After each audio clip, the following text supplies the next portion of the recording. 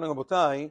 Another one of the 3-week customs that is subject to debate is as follows. The Mishnah in Masechet Ta'anit says that the only time it's really asur, it's forbidden to take a haircut, is during Shavua Shechal Bo Tisha B'Av, the week during which Tisha B'Av falls out.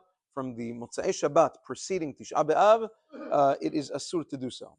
There are various minhagim about those who start abstaining from haircuts and shaving before.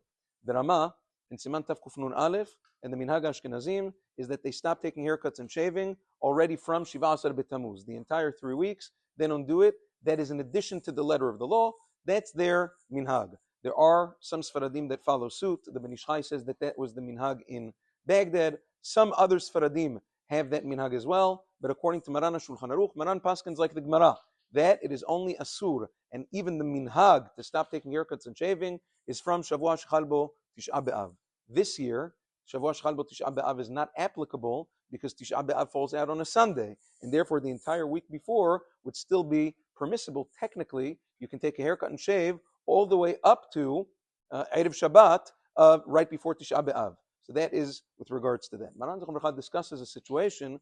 What happens if you have a yeshiva, and it's an Ashkenazi yeshiva primarily, and there are Sephardi Talmidim who study in that Ashkenazi yeshiva as well? Are they allowed to continue with their own minhag according to Maran Shulchan Aruch? It's definitely legitimate to continue shaving and taking haircuts even after their Ashkenazi peers have stopped, or is that considered a problem of lotit godedu? Is that sectarianism? What, you're having two different people in the same yeshiva doing two different things? How can you have that? So he brings several reasons to be mekel, especially because over here, this is not an actual halacha, it's a minhag.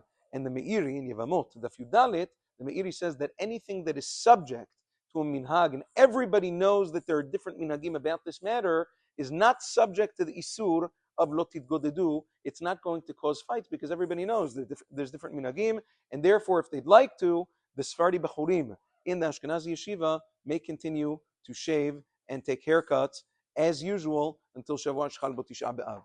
There's an interesting question that the poskim discuss. What happens if you have a barber who's Ashkenazi and he has a customer who's Ashkenazi who comes to him during the 3 weeks? A customer who's Sfaradi who comes to him during the 3 weeks and he says, "Can I have a haircut?"